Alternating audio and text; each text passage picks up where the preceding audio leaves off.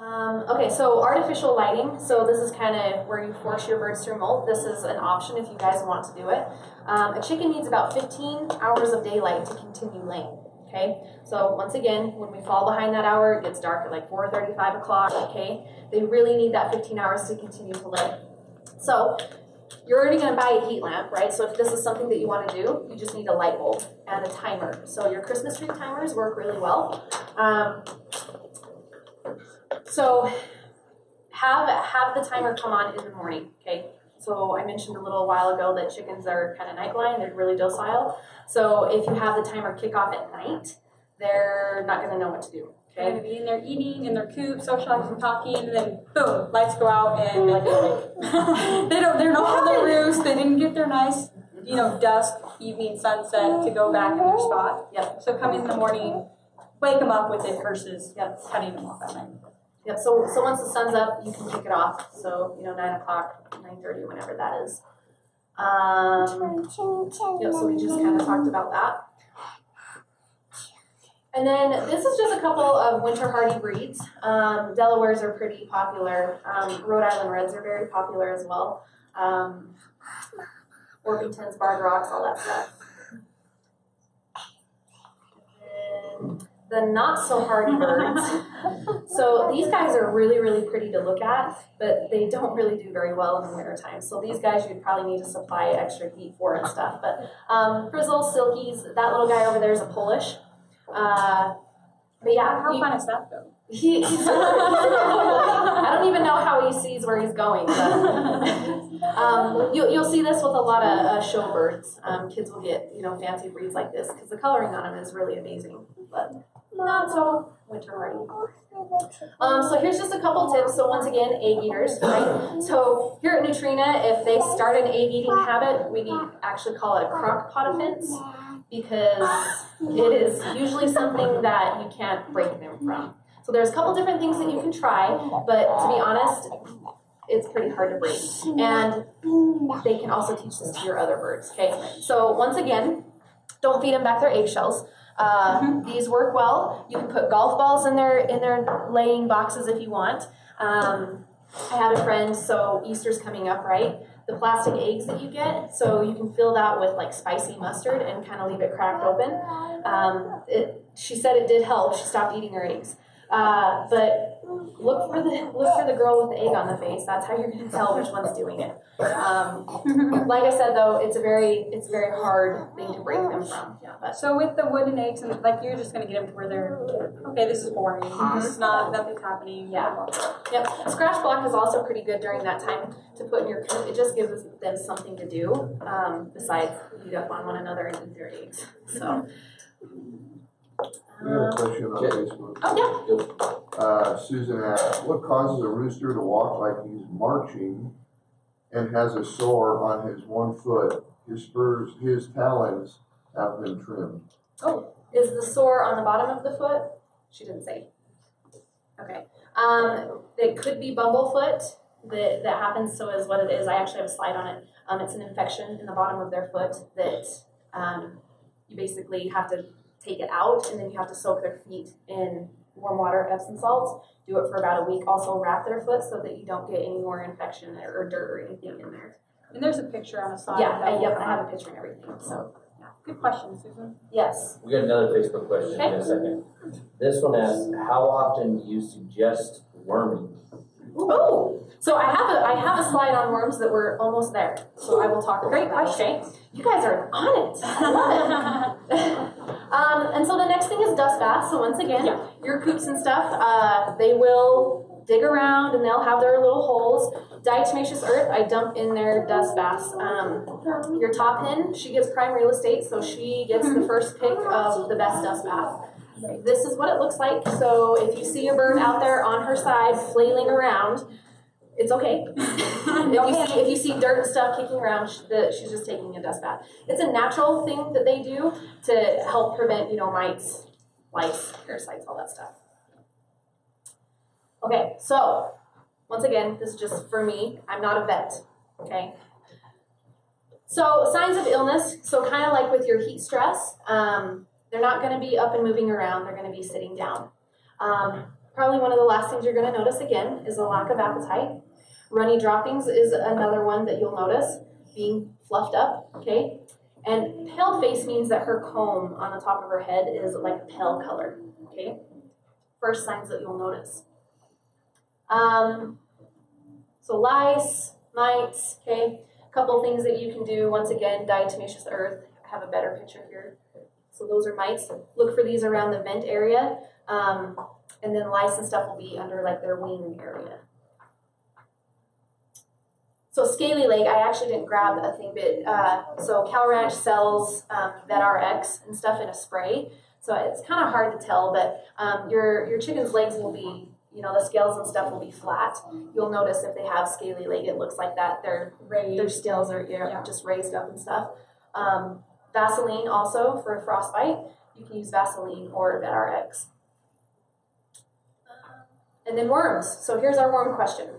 So I apologize for this next slide if you guys have not so strong stomachs, but roundworms, gapeworms. I see gapeworms a lot more often than I do roundworms, but if you're thinking about it, your chickens are out pecking around the dirt and stuff, they can pick up worms pretty easily. So natural prevention is pumpkin, okay? So after Halloween, your neighbors are throwing away their pumpkins. Ask them if you can have them. Cut them up and throw them out there to them. They love pumpkin. They will devour like the whole thing. Okay, so that's a natural way to do it. Yeah. The next thing to do is, right, what Annie has right there is called Wazine, sold in Cal Ranch. It's a liquid that goes into their water. So if I have one bird that has worms, you need to vaccinate the whole entire flock, okay? So your healthy birds that are still laying eggs, you're not going to be able to eat the egg if you give them this, okay? Right. Has a withdrawal time, so always check that you're reading those. Right. Pumpkin, natural, obviously not going to affect the egg part. Yep. So coccidiosis. So Jake, you guys don't vaccinate your chickens when they come here, right? Okay. So if you call a hatchery and you want to order your own chicks, you have the option to get them vaccinated. If you do so, you cannot feed them a medicated chick starter. It has to be a non-medicated chick starter, okay? So here at Cal Ranch, they're feeding a medicated chick starter, okay? And all the medication is in it is amprolium, okay? It's a low dose to help prevent coccidiosis, okay? So once again, it thrives in wet, damp conditions. It can be pretty fatal for your younger birds if they do get it. So by not keeping their brooder and stuff clean and dry, it can attract. Yep, so that the Country Companion medicated, the Nature Wise from us is not medicated, all right? So what Annie's holding right there, if your birds do come down with coccidiosis, once again, vaccinate the whole entire flock. But this is called Corid, and once again, just goes in their water. And it does have a withdrawal time on it, so always make sure you're checking that again. Coccidiosis can also, like if you have goats, if you have calves, all that stuff, they can also get coccidiosis. That is something that you can also give to them. Whole farm. So questions around that? I don't really see a whole lot of this in my area, so I don't want to scare you. Okay. Okay, so bumblefoot. So here we go back to that question. So like I said, Susan. Yeah, Susan. This is what it looks like right here. So this is what needs to come out. So you have to kind of dig it out, right? Once again, warm water, Epsom salts, soak their foot in for 10-15 minutes, and then wrap it. So Cal Ranch sells, it's called vet wrap. That works well to wrap in. They can die from this if you don't catch it in time. So you're going to notice it though, because your chicken's going to be limping, not going to be putting weight on. I mean, sometimes chickens will stand there with one leg up, but a lot of the time you're going to notice like, something's wrong with their foot. So did you have a question? Susan actually responded. Okay. She said the sore was on the bottom of the leg, not the foot. Okay. So could he have gotten cut somewhere with chicken wire? To be honest, it could really be anything. She can try to soak the foot with warm water, Epsom salt and stuff, and just keep it clean and see what happens.